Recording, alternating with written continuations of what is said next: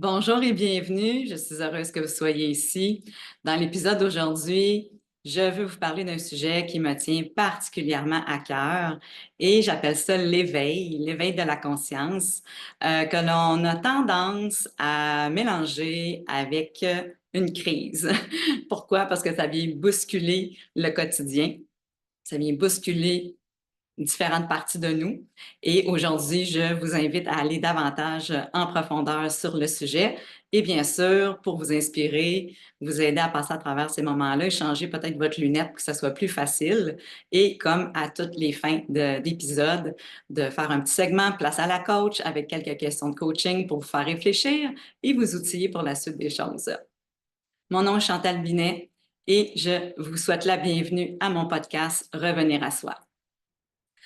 Nous avons tendance à utiliser l'expression la crise de l'adolescence, la crise de la quarantaine, la crise de la cinquantaine. Pourquoi? Parce que habituellement, ce sont des situations de vie qui viennent bousculer l'ordre établi, qui viennent, comme je disais tantôt, bousculer le statu quo. Des fois, c'est des situations qu'on n'a pas vu venir et c'est déstabilisant et habituellement, ça amène le chaos. On se reconnaît plus ou on se reconnaît moins dans ces périodes-là où est-ce qu'on remet en question nos croyances, nos pensées, nos valeurs, nos besoins, nos intérêts, nos désirs, et ce qui est important pour nous, les priorités. Donc, ce qui vient habituellement, entre guillemets, être une menace pour notre ego, pour notre tête, ça vient jouer dans nos plates-bandes et c'est d'où la perception qu'on ne se reconnaît plus, que les autres ne nous reconnaissent plus. On commence à avoir des fois un discours différent et on se pose des questions différentes. Et ça a souvent l'air d'une crise parce que de l'extérieur, et même pour nous, parfois, quand on prend des décisions différentes, parce qu'habituellement, si on fait nos devoirs, entre guillemets, si on fait les réflexions qu'on est invité à faire grâce à ces situations-là de changement, bien, ça fait en sorte que, habituellement, ce qui va découler de ça, c'est des nouvelles décisions, des nouveaux choix. Et des fois, pour certains, à l'extérieur de nous, ils n'ont pas vu ça venir parce que c'est pas toujours des situations qu'on est à l'aise de partager. On a des réflexions à faire et on a besoin de prendre le temps d'aller jusqu'au bout de ça. Mais pour certaines personnes, c'est plus menaçant que d'autres, autant pour nous, autant pour les gens autour de nous, parce qu'on vient brasser les dés. Donc, c'est pour ça qu'on a souvent l'impression que c'est une crise. Puis quand on a la perception que c'est une crise, à ce moment-là, c'est qu'on va percevoir ça de façon négative et ça va nous enlever beaucoup de pouvoir intérieur parce que ce qui est instable pour le cerveau, c'est comme une menace, je me disais tantôt, l'ego, c'est que l'inconnu amène un chaos intérieur. On aime ça, savoir à l'avance qu'est-ce qui va se passer. Et dépendamment comme on est tricoté, il y a des personnalités, il y a des gens qui ont plus peur du changement, qui ont plus besoin d'une sécurité, d'une stabilité. Il n'y a pas de jugement dans ça, c'est juste des constats. Mais que parfois par l'environnement dans lequel on a été éduqué, les valeurs qui nous ont été transmises, comment nos parents étaient, peut-être des personnes très significatives autour de nous. L'environnement peut être aussi le pays dans lequel on a été éduqué, la culture, les valeurs. Donc, il y a plein de choses qui nous ont influencés dans le quotidien et ça fait en sorte qu'on a valorisé, on a priorisé certaines tangentes, certaines façons d'être, certaines façons de faire, certaines façons de se comporter, soit pour plaire ou soit parce qu'on ça a été nous pendant une période de temps, on était en accord avec ça, on a adhéré à ça. Peut-être qu'on n'a pas connu rien d'autre non plus, mais qu'à un moment donné, au fil de la vie, euh, ben, on remet en question ça. Puis habituellement, ça va se passer par des événements qui vont, j'appelle ça, vont venir nous brasser la cage, que ça va être un peu plus difficile. Alors, soit une perte d'emploi, soit qu'on se fait laisser dans une relation, soit que c'est la maladie, soit que c'est des déménagements inattendus. La vie est tellement créative. Notre être humain aussi, notre âme, dans les façons justement de venir cogner à notre porte intérieure, dans notre cœur, et pour venir faire un peu de ménage, pour venir attirer notre attention, pour revisiter justement peut-être le chemin sur lequel on a toujours été et que, pour une raison encore que l'on ignore, nous sommes invités à bifurquer. On pourrait penser que on se fait changer de chemin, mais habituellement, c'est pour se réaligner. Donc, ce que j'appelle souvent les cadeaux mal emballés. Et plus on va résister à ça, plus on va percevoir ça de façon négative, plus ces expériences-là de vie vont être vécues difficilement. Puis ce que ça fait, c'est que les peurs vont beaucoup dominer. Ça va vraiment impacter notre état d'être. Ça va venir diluer ou diminuer grandement notre confiance en soi, notre perspective sur les choses, notre niveau d'optimisme et de confiance pour la suite des choses va aussi être diminué, affecté, parce que on a l'impression, on développe la croyance de par les peurs ou par ne pas savoir ce qui s'en vient, que ça va mal aller et que c'est une situation qui est, entre guillemets, dangereuse pour nous, ou bien la culpabilité va venir jouer à l'intérieur de nous et que on va contrecarrer ce qu'on est invité à écouter à l'intérieur de nous parce qu'on a l'impression qu'on va mettre à risque ce pour quoi on a travaillé, ce dans quoi on a investi, que ce soit une relation, que ce soit une maison, que ce soit un travail. Donc, ça peut vraiment se manifester de différentes façons. Et mon intention aujourd'hui, c'est de ramener une perspective différente, plus élargie, plus lumineuse, si je peux dire, qui veut pas mettre des lunettes roses, mais qui amène une perspective, je vais l'appeler comme ça, plus de sagesse et je pense plus de vérité. J'en ai vécu beaucoup dans ma vie. J'ai accompagné des tonnes de clients qui en ont vécu. Pourquoi? Parce que c'est le lot des humains.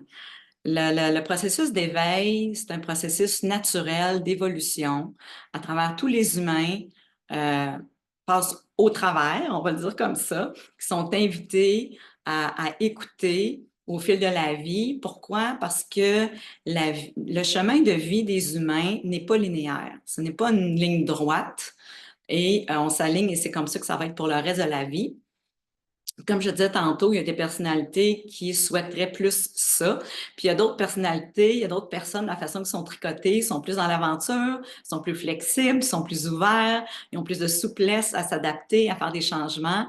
Il y a des gens que ça vient beaucoup les stimuler. Alors pour eux, ces moments-là, un peu de crise ou de chaos, de changement non souhaités, ça va être plus facile pour eux à naviguer et ça va être plus facile pour eux d'embrasser ça et de voir les opportunités et de voir, en guillemets, la vérité. Qu'est-ce que je suis appelée à écouter? Qu'est-ce que je suis appelée à éliminer, à commencer, à peut-être à continuer, mais peut-être à revisiter, à améliorer. Donc, c'est vraiment pour éviter le statu quo dans la vie. Pourquoi je reviens à ça, que la vie n'est pas linéaire?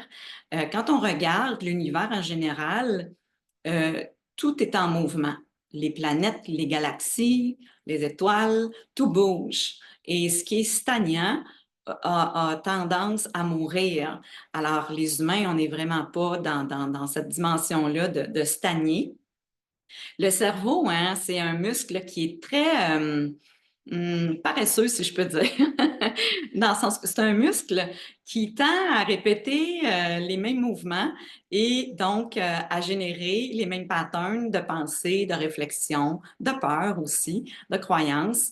Et il préfère pas faire les choses différemment.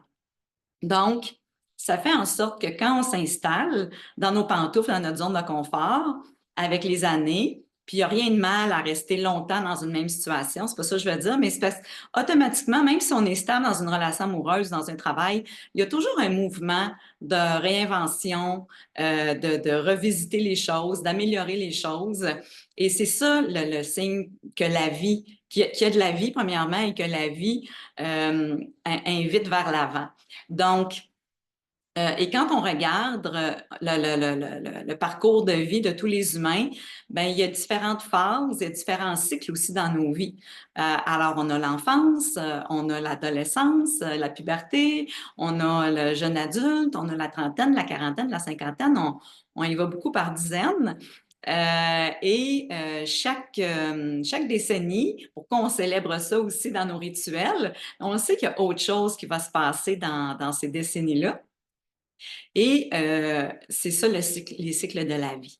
Donc, c'est important de se ramener à ça pour comprendre que quand il y a des périodes qu'on appelle de crise, bien, c'est toujours une invitation à évoluer, une invitation à revisiter ce qui est peut-être en train de stagner, qu'on s'en rend moins compte, qu'on s'en rend pas compte, ou bien qu'on s'était rendu compte, mais que c'était trop comme déstabilisant ou épeurant de faire des changements. Et plus ça cogne à notre porte, de façon, habituellement, c'est de façon graduelle, hein. Il y a des événements qui viennent un peu nous brasser, qui viennent un petit peu nous remettre en question, qui viennent jouer dans nos plates-bandes. On aime moins ça. Et je dis souvent, le déni est fort. Donc, si j'ai tendance à mettre les choses en dessous du tapis, je suis pas prête pour différentes raisons à regarder ça, ou j'ai trop peur de ça, ou tout ce qui peut découler de ça fait en sorte que j'ignore ça. C'est sûr qu'il va y avoir d'autres événements qui vont arriver pour revenir cogner à la porte et ça va venir cogner de plus en plus fort. Alors, puis c'est normal comme humain d'avoir spontanément une crainte. Alors, on veut pas juger nos peurs, au contraire, on veut écouter les émotions qui sont là parce que c'est un appel justement à voir c'est quoi qui se passe à l'intérieur de moi habituellement quand je fais face à un changement, quand je fais face à l'imprévisibilité, quand je fais face à des invitations, des opportunités aussi qui sont parfois déguisés dans des situations moins le fun, puis d'aller vraiment voir à l'intérieur de nous, parce que nos émotions, c'est de l'information. Puis parfois, en Amérique du Nord, on a tendance à enfouir nos émotions, de ne pas les écouter. On a comme appris que c'était comme épeurant et qu'on n'avait pas le contrôle là-dessus. Euh, donc, d'écouter, d'être à l'écoute de ça, c'est vraiment important pour avoir justement de l'information, avoir accès à des parties de nous, peut-être qu'on écoute moins, mais qu'on aurait intérêt à écouter plus. Puis habituellement, quand on voit autour de nous des gens à qui ça arrive, qui vivent ces moments qu'on dit des crises, on a tendance à vouloir être un bon ami ou un bon parent ou un bon amoureux, un bon collègue, et on a tendance à projeter comment nous, on agirait dans ces moments-là, ou bien on veut être bienveillant, donc on a tendance des fois à minimiser ce qui se passe, les encourager à ne pas s'en faire, ça c'est bravo.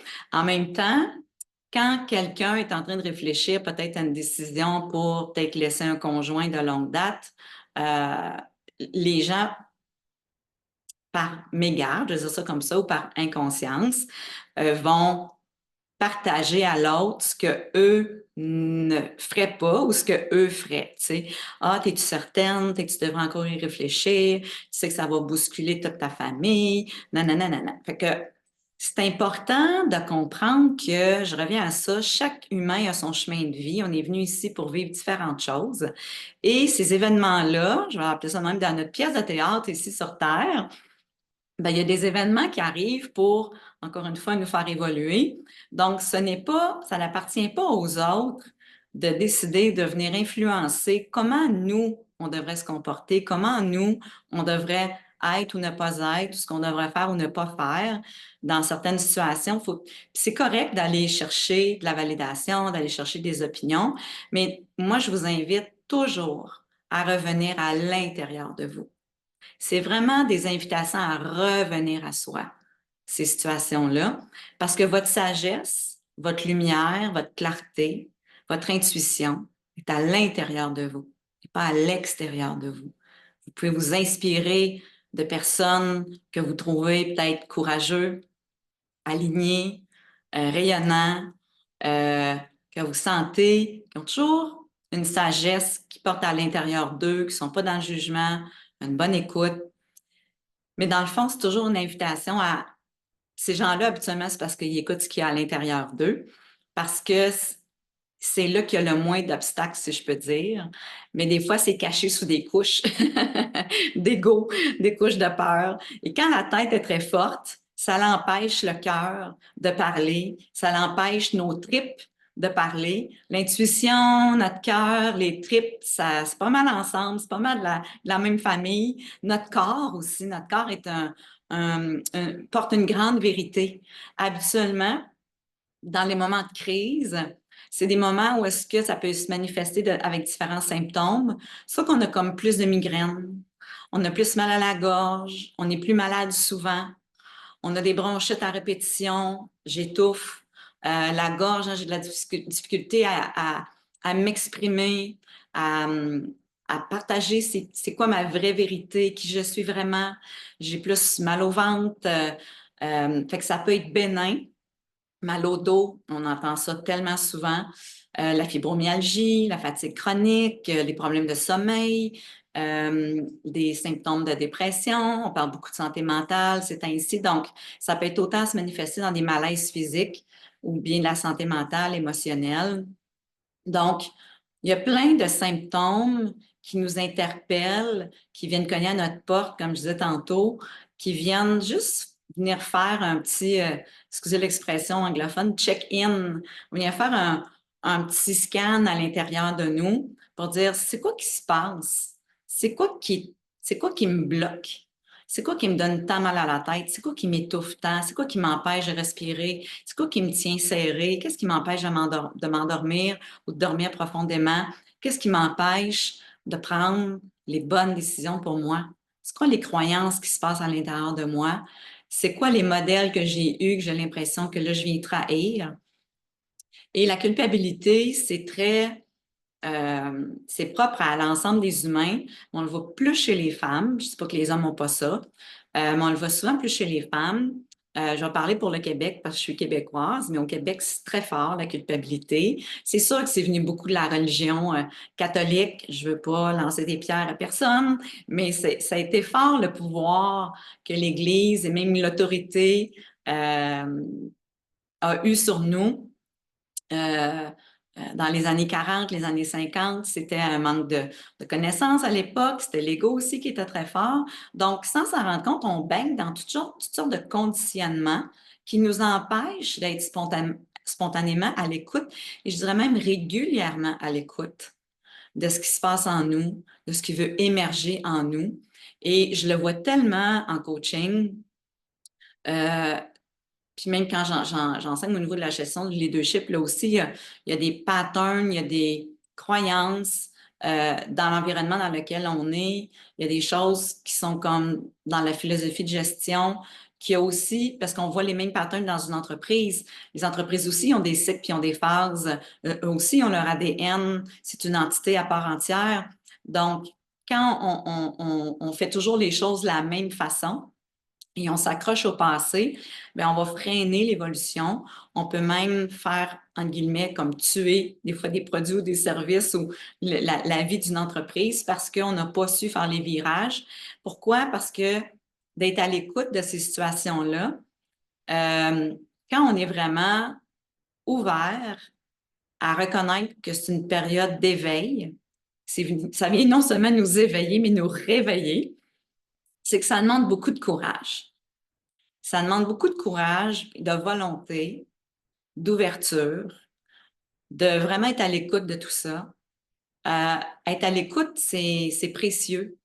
C'est un besoin fondamental que l'on a, mais on a tendance, encore une fois, à ne pas écouter toutes ces situations-là. Quand on a une tête très forte, quand on a tendance à être plus dans la peur, on a tendance à être plus insécure, on a tendance à chercher la stabilité et la sécurité, et qu'on n'est pas à l'aise avec le manque de clarté, le manque de pas savoir ce qui s'en vient, ce qu'on appelle la prévisibilité, ben ça vient comme déclencher un petit peu le petit enfant à l'intérieur de nous ou la partie de nous qui est moins éveillée, qui est moins consciente, qui a moins confiance. Mais sachez qu'il y a toujours, toujours, toujours une partie de nous qui est toujours éveillée, qui est toujours dans la bienveillance, qui est toujours ouverte, qui est toujours prête à nous accueillir, à nous écouter, à bien nous guider. Puis c'est toujours par le ressenti intérieur de bien-être, de joie, de légèreté, de soulagement, d'excitation. Parce que parfois, la dualité d'une émotion peut cohabiter. Je peux à la fois avoir un peu peur, mais je peux en même temps être excitée, être fébrile, parce que je sens que je suis comme à l'aventure. Euh, et ça fait en sorte que les deux émotions peuvent cohabiter. C'est pas souvent un ou l'autre, c'est un et l'autre. Mais quelle partie de moi que je vais mettre de l'avant?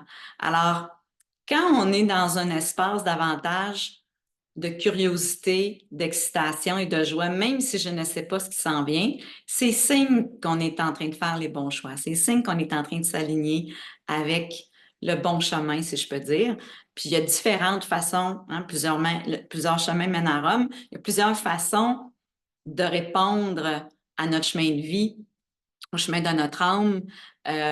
Puis l'important, c'est toujours de revenir à l'intérieur, comment vous vous sentez. J'ai accompagné beaucoup de clients dans la dernière année. Ma clientèle a souvent entre 30 et 50, ben, 60, ouais, début, ouais, même ça va jusqu'à 65 ans. Sont des entrepreneurs, des dirigeants, directeurs généraux, gestionnaires, professionnels, des gens qui réussissent très bien. Et souvent, ils viennent valider en coaching différentes choses. Ils veulent tous devenir la meilleure version de qui ils sont, mais ils viennent aussi valider des questionnements. Et il y en a plusieurs, surtout dans la dernière année, des gens vraiment bien établis, ça va très bien, mais qui, pour différentes raisons, il y a comme un vide, il y a comme un manque, il y a une source d'insatisfaction qui s'installe, puis ils ont de la difficulté à comprendre d'où ça vient parce que de l'extérieur, tout va bien.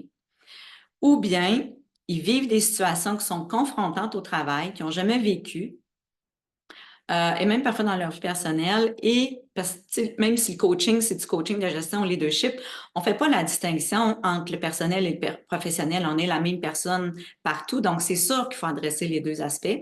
Ça pour dire que le coaching, hein, on prend une photo du moment présent, puis on valide le présent pour bien s'aligner pour le futur, puis bien être outillé pour le futur. Donc, ça pour dire qu'il y a beaucoup de résistance à faire des changements parce qu'on a tous peur de perdre nos acquis des 20 dernières années, des 30 dernières années. Et c'est là que ça devient une crise pour nous parce qu'on résiste. Quand on met de la résistance au lieu de l'ouverture, quand on met de la méfiance et de la peur au lieu ben, d'avoir foi, d'avoir confiance et de dire peut-être que je sais pas tout, puis je sais pas nécessairement le comment, mais le quoi m'interpelle. Je le sais que là, en ce moment, ça peut plus continuer. La situation que je vis fait en sorte que je suis en train de m'éteindre, je suis plus en train d'être la meilleure version de moi. Je sais que si je fais pas de changement, en guillemets, je suis en train de mourir, je suis en train d'étouffer, je suis de plus en plus malade ou je doute de plus en plus de moi. Alors, quand on se sent de moins en moins bien, c'est que ça cogne à notre porte pour venir trouver qu'est-ce qui va faire en sorte que je vais me sentir de mieux en mieux. Puis, il n'y a pas de temps, il n'y a pas de prescription de temps. Puis souvent, les gens sont pressés. Les gens qui réussissent, c'est des gens, absolument, ça va quand même assez vite. Ça va vite dans leur tête, ça va vite dans les décisions. Ils sont habitués que les résultats arrivent assez vite. Puis dans ces périodes d'éveil-là, parfois, ça peut prendre 2, 3 ans. Alors, ça ne veut pas dire qu'on n'est pas en action pendant ce temps-là. Comme les saisons, ça prend le temps que ça a besoin de prendre. Alors, c'est pour ça que c'est important de voir vraiment ces moments-là qu'on appelle de crise ou de chaos, d'instabilité, des moments d'éveil, pour dire, OK, c'est à quoi je suis invitée à être éveillée? Qu'est-ce que je suis invitée à regarder dans ma pièce de théâtre, dans ma mise en scène? Qu'est-ce que j'ai besoin d'éliminer? Qu'est-ce que j'ai besoin d'écouter pour être vraiment honnête avec moi, pour être réaligné, reconnecté avec moi. Parce qu'au fil du temps, parfois, on peut se déconnecter dans notre zone de confort. Puis parfois, la zone de confort est devenue une zone d'inconfort. Donc, j'espère qu'avec l'épisode d'aujourd'hui, ça vous permet peut-être d'ajuster davantage votre lunette, puis de réintégrer cette écoute-là, cette ouverture-là, cette curiosité-là envers vous, cette bienveillance-là, puis juste d'aller voir qu'est-ce que ça veut dire à l'intérieur de vous, sans nécessairement prendre de décision tout de suite, de laisser mûrir ça pour ramener de la clarté. Puis parfois, ça demande un peu de s'isoler, de mettre de côté les choses, de prendre du temps plus pour nous. Ça nous amène parfois à mettre des nouvelles limites autour de nous et avec nous-mêmes. Et vous n'êtes pas en crise. Vous êtes en train de reconnecter avec vous. Vous êtes en train de vous redécouvrir. Soyez patient, soyez ouverts. C'est très important. Et bien sûr, au fur et à mesure des prochains épisodes, je vais refaire des liens avec ça. Mais j'espère vraiment qu'aujourd'hui, ça va vous permettre de prendre une certaine latitude, une perspective nouvelle, un peu plus à vol d'hélicoptère, un peu plus de recul, pour vous permettre de vous redéposer davantage dans votre cœur, dans votre âme, dans votre corps, dans vos tripes, pour aller écouter qu'est-ce qui se passe à l'intérieur de vous.